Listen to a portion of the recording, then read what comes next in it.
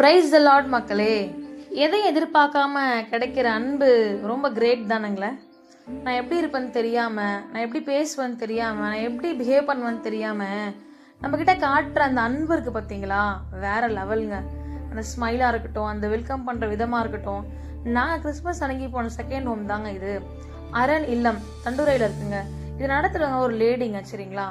அவங்க தாங்க எல்லாமே நடத்திட்டு வந்துட்டு இருக்காங்க. அவங்க அந்த இடத்துல பசங்க நிறைய பேர் படிக்கிறாங்க, நிறைய பெண் பிள்ளைகள், நிறைய ஜென்ஸ் எல்லாமே இருக்காங்க. எல்லாமே நார்மலாக வியாபாரம் பண்ணுறவங்க ட்ரெயினில் நீங்கள் பார்க்கலாம். அங்கே நான் சொல்கிறேன், வாசுன்னு சொல்லிட்டு ஒருத்தர் இருக்காங்க, ரொம்ப வாலு பாய், ரொம்ப என்ன சொல்கிறது, எனக்கு தம்பி மாதிரி வச்சுக்கோங்களேன். கால் பண்ணி எப்போ வருவீங்க அப்படி எக்ஸைட்மெண்ட். நான் வந்து இயர்லி த்ரைஸ் தான் நான் போவேனே. அவர் எக்ஸைட்மெண்ட், எப்போ வருவீங்கக்கா, என்ன பண்ணுறீங்கக்கா அப்படின்னு சொல்லிட்டு அவங்க கேட்குற அந்த லவ் இருக்குது பார்த்தீங்களா.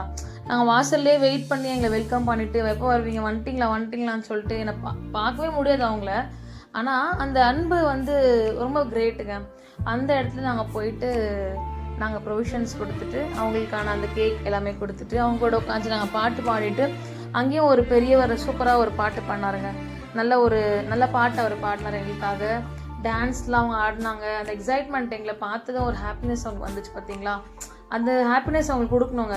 நம்மளால ஒருத்தவங்க சிரிக்கிறாங்க, நம்மளால ஒருத்தவங்க சந்தோஷமாக இருக்காங்க, அந்த நிமிஷம் அது ரொம்ப ஒரு வரம் நிறைந்த ஒரு கிரேட்ஃபுல், ஒரு சாதிச்ச மாதிரி ஒரு ஃபீல். அவங்க ஒன்றும் பண்ணல, ஆனால் ஸ்பான்சர்ஸ் இல்லாமல் நாங்கள் சாதிக்கவே முடியாது.